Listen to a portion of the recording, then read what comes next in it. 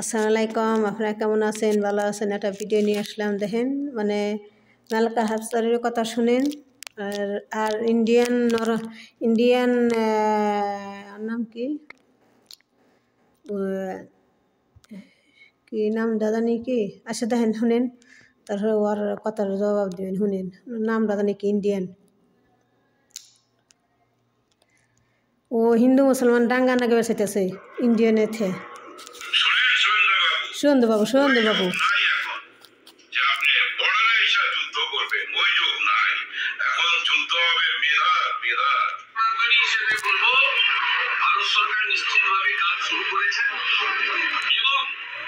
চরম পরিণতির জন্য ডক্টর ইউনূসের সরকার প্রস্তুত থাকুন। চরম পরিণতি আপনারা দেখতে পাবেন, চরম পরিণতি। আমরা নিঃশর্ত মুক্তি দাবি করছি। মুক্তি না দিলে বাংলাদেশ ডেপুটি হাই কমিশনেও বিক্ষোভ হবে এবং বাংলাদেশ বর্ডারে সনাতনীরা ধ্বজ নিয়ে অবরোধ করবে।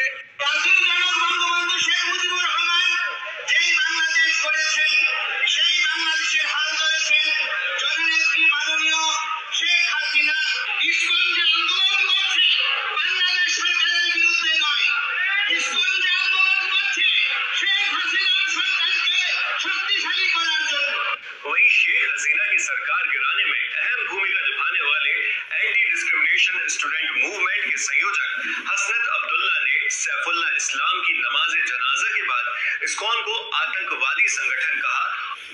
अस्सलामु अलैकुम। साइफुल इस्लाम आरिफ, আল্লাহ ওনাকে জান্নাত দান করুন। দেখেন ওনার মৃত্যুটা কত করুণ। অনেকে আমরা জানি যে ওই আদালত প্রাঙ্গণ থেকে ওনাকে ধরে নিয়ে পাশে কোন একটা মেথরপট্টি আছে, সে গলিতে ওনাকে কোবায়া নিহত করছেন। কিন্তু তা না, একটু আগে আমি বিবিসি থেকে দেখতেছিলাম চিটাগাংয়ের একজন আইনজীবী সাক্ষাৎকারে বলতেছিলেন, অডিও সাক্ষাৎকার টেলিফোনে দিচ্ছিলেন, রাস্তার উপর এসে ওরা রাস্তার অপর পাশে অবস্থান নিতে ওখানেই আমাদের ওই লয়ারটাকে দেখছে। উনি ছিল হয়তো বাড়িতে চলে যাচ্ছিল, ওখানেই মনে হয় যে ওই জানার মধ্যে বলে থাকতে হলো যদি সংসদে বিজেপির বড় নেতা। দেখতে থাকুন, কাটেন না আপনারা, দেখতে থাকুন, দেখতে থাকুন।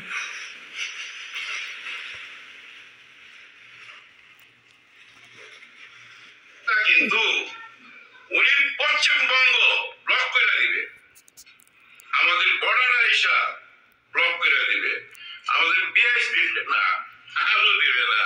ভাই পিএইচ ছাড়া রান্না তো আমরা শিখা গেছি।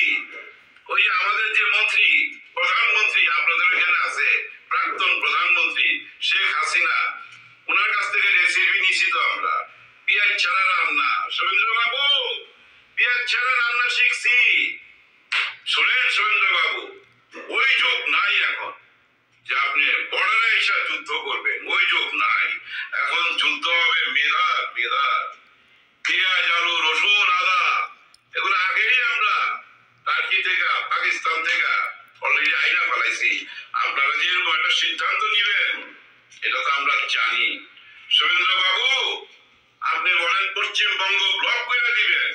আচ্ছা, আমার একটা প্রশ্ন আপনার কাছে, ইস্কন কি শুধু কলকাতায় আছে? সারা ভারতে নাই, প্রত্যেকটা রাজ্যেতে আছে ইস্কন। ওই তামিলে কোন আন্দোলন হচ্ছে, বোম্বেতে কোন আন্দোলন হচ্ছে, গুজরাট যে মোদিজির জায়গা, যেটা উনি যেখানে দাঙ্গা লাগাইছিলেন একবার, যে দাঙ্গা আমাদের এখানে লাগাবার চেষ্টা করা হয়েছিল, পারে নাই।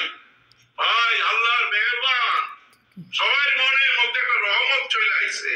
তাইলে আরিফ ভাই এই ঘটনার পরে ওনার জানা যায় যে পরিমাণ মানুষ হয়েছে, এই মানুষের দল যদি অন্যদিকে নামতো না, ওই যে উপরালা বুদ্ধি দিয়ে দিচ্ছে মাথায় যে ওনারা দাঙ্গা লাগাইতে চাইতেছে আমাদের মধ্যে। রায় রায়, হ্যাঁ 47 একবার হয়েছিল, 62 না 65 একবার হয়েছিল, তখন আমি ছোট টের পাইছি। ওই 47 যে দাঙ্গা, ওই দাঙ্গায় কিন্তু ওই যে গান্ধীজি, আপনাদের বাবুজি এই নোয়াখালীতে আসলো। নোয়াখালীতে 7 দিন ছিল, 7 দিন ছিল।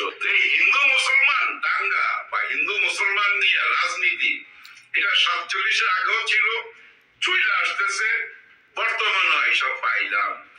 আপনারা জয় শ্রীরাম বলবেন কেন, তাই না?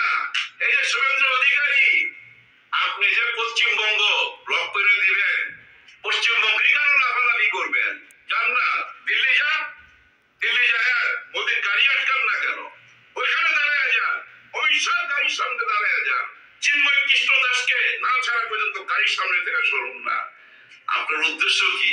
আপনার উদ্দেশ্য হলো দুই বাংলার মধ্যে বিবাদ লাগানো। কিন্তু আমাদের দুই বাংলার সম্পর্ক কার সঙ্গে জানেন? আপনাদের বিজেপির সঙ্গে না, আমাদের সম্পর্ক মুখ্যমন্ত্রী মমতা ব্যানার্জির সঙ্গে, তৃণমূল কংগ্রেসের সঙ্গে আমাদের সম্পর্ক। আপনি জানেন, অতীতও ছিল, আগামীতেও থাকবে। এই দুই বাংলার সম্পর্ক আপনি নষ্ট করতে পারবেন না। আপনি যান না ওইখানে, আপনি তো মন্ত্রী ছিলেন আগে, ওইখানে যান আফান। আর আপনারা তো পুরো ফ্যামিলিতে একটা প্যাকেজ, সবাই মন্ত্রী, বিজেপি কর্ণধার আপনারা। আমাদের আওয়ামী লীগের যেমন পরিবারতন্ত্র ছিল এবং পরিবারতন্ত্র, তাইলে ঢাকা নিয়ে কথা বইলা লাভটা কি?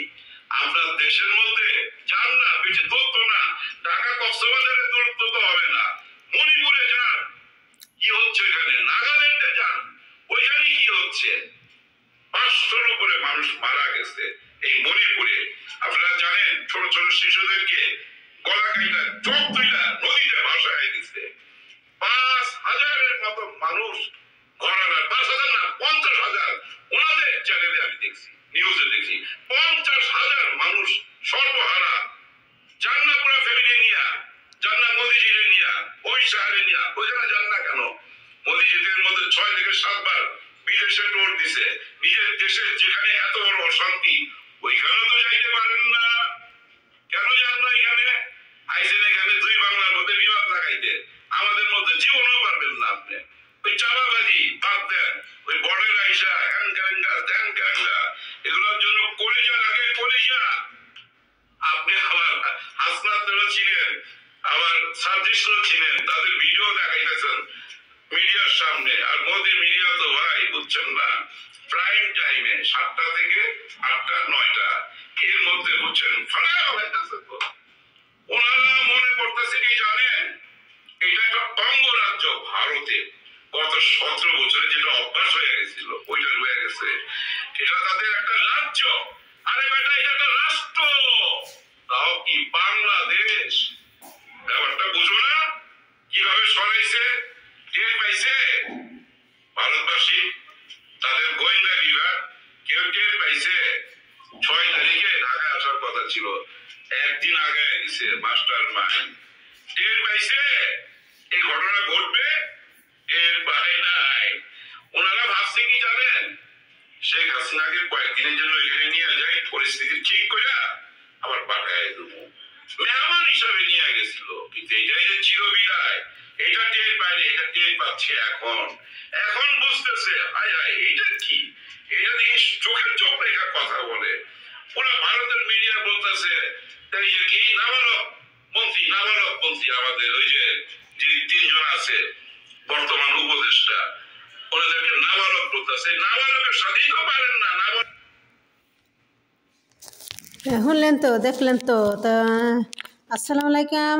আমার ভিডিওটা লাইক করেন, শেয়ার কমেন্ট করেন, আর ভিডিওটা সবার মাঝে দেখাই দিন যে শুভেন্দু অধিকার ইন্ডিয়ায় থেকে আমগো বাংলাদেশ এলে আর হিন্দু মুসলমান ডাঙ্গা নাগার নিগে ষড়যন্ত্র চলতেছে, ষড়যন্ত্র করতেছে, আর আমগো বাংলাদেশ হুমকি দিতেছে বলে শুভেন্দু অধিকারী বিজেপি, ওই যে বিজেপির বান্দর, যে হনুমান বান্দর থাকে না, জয় শ্রীরাম কয়, তোর তো জয় শ্রীরাম কয়, বিজেপিরা জয় শ্রীরাম করে, ওরা তো বান্দর, জয় শ্রীরাম হইলে বান্দর, হনুমান, ওরা হনুমানরে ভগবান কয়। তো হনুমান জয় শ্রীরাম, হে জয় শ্রীরামের বিজেপির বান্দর হইলে ওই যে কি শুভেন্দু অধিকারী হইলে বিজেপির বান্দর, জয় শ্রীরাম কয়, ওইলে বিজেপির বান্দর, গুলাম, সাটর, জানোয়ার।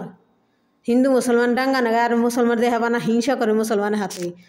কলকাতায় হিন্দু মুসলমান ডাঙ্গা নাগাইবার নাকি খুব চেষ্টা করে, হিন্দু মুসলমান কেমনে জানি বেজাল লাগায়।